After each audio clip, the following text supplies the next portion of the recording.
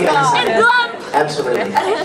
So yeah, my question sort of concerns a detail about the ending of Full Metal Alchemist. But it's a really ending? Not Brotherhood, The right? new one or the original one? Not the original one. But it's a really tiny. Oh no, please don't. He doesn't know. Some people don't know. And like we're still recording right now. I don't want to know what happens. Like I mentioned, some of us don't want to know because it makes a more realistic reaction when we actually have to record. Yeah. So I do know how it ends. I'm done recording. But he's not. So I'll leave the room if you need me to. Don't speak. It was just a really tiny detail though. Wait, what? It's a really tiny, it doesn't even like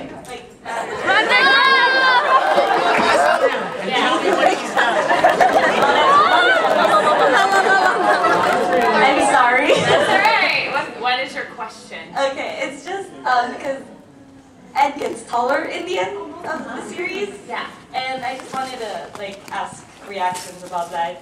Well, I like it. Open the door. Open the door. I noticed though, okay, when I say I have recorded to the end, that doesn't mean that I've seen everything, because it doesn't, Winry disappears for about 14 episodes. So, I don't know what happens. I know what happens in regards to Winry and Edward.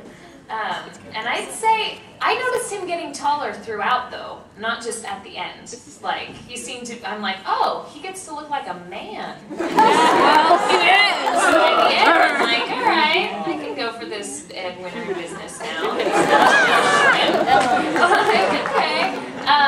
So I like it, and based on what I know about how things work in Brotherhood, I understand why, oh, Ed's taller now. By the end, and I won't spoil anything for those of you who don't know what that means. But yes, you have that to look forward to. Tall Ed. I don't even. Hooray! Okay, cool. You can come back in. So big. You can come in.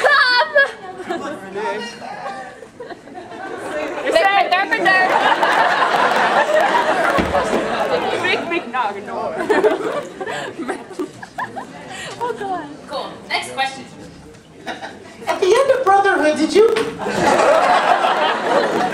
No, my question was, what your first reaction when you learn it that you retake it, your role for Brotherhood? Aaron, it's your turn to leave the room. But I know that Aaron do a little role. Oh yeah. And I know who it is, but I won't spoil it. Oh yeah, there's no way there would be any Full Metal without Aaron in it, absolutely. How about you?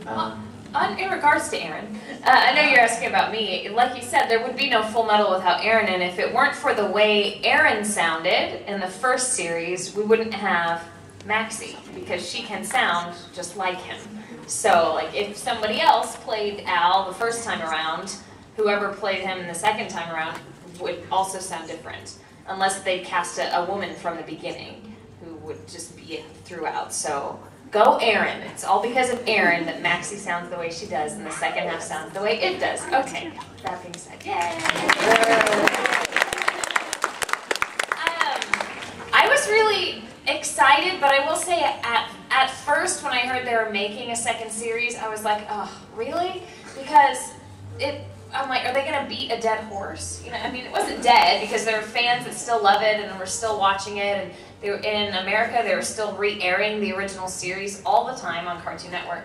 But I thought, like, this better be good, because if it's just like, la la, Full Metal Alchemist, like silly, them running around, and I'm like, what is this going to be about exactly?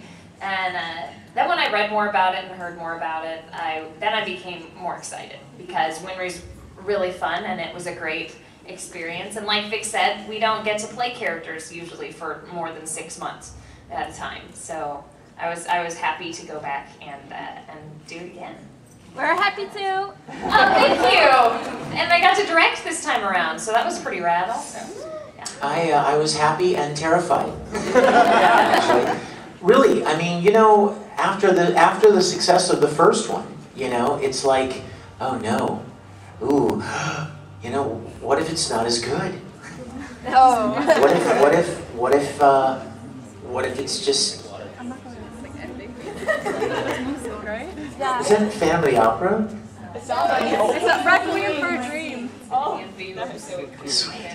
Anyway, I was a bit worried because, you know, once you do something like that and you kind of finish it, and you kind of, you know what I mean, you put it on a shelf and it's something that you did and you're done with that, and you move on to other things, and then when suddenly you have to go back and do it again and there's a lot of expectation, of course there would be. And so I was a bit worried at first.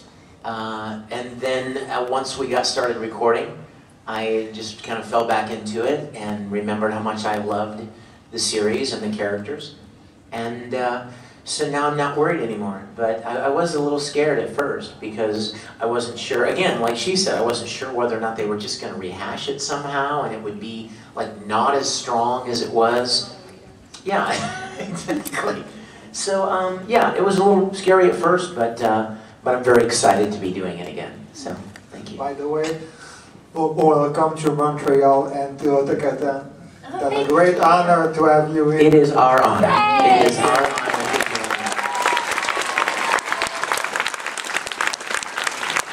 Thank you.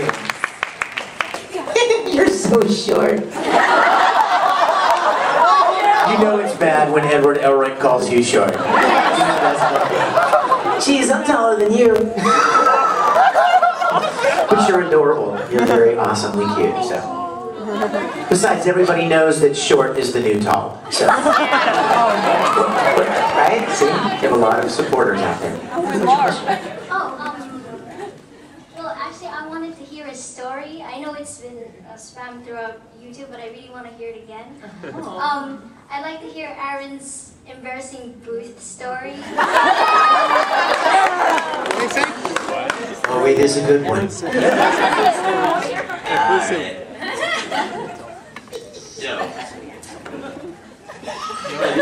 to mime it as I say it. I think she's already dead happy already. Sorry. Go, Aaron, go. Go ahead, man. Alright. I actually haven't told this one in a while. Let me think. Okay, so, you know, I was probably like 12 at this point, so this kind of takes out my new voice actor excuse, but whatever. I'm a young kid. I'm in the booth. It's a very small booth. Like Vic was saying, I bounce around a lot, let me out of here. I write on things. I pull out the little soundproof paper. It's on paper foam. Yeah, I got in trouble for that.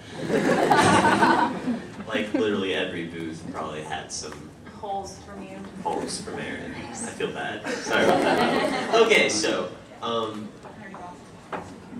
like leaning back in the stool between the lines, like, because there's like so.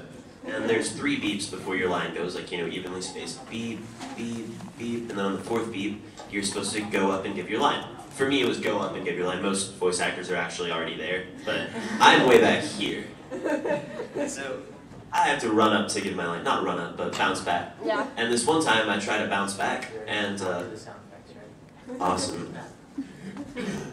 I'm gonna be a sound effects guy. Ready? Wait. Don't. Wait. Hey, we can actually do this. Let's do it. I'll begin. Yeah.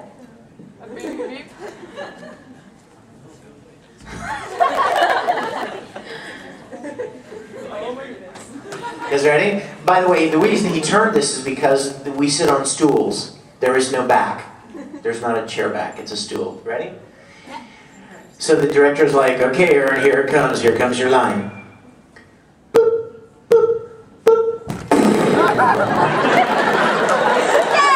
Except I actually stayed back, wedged in between the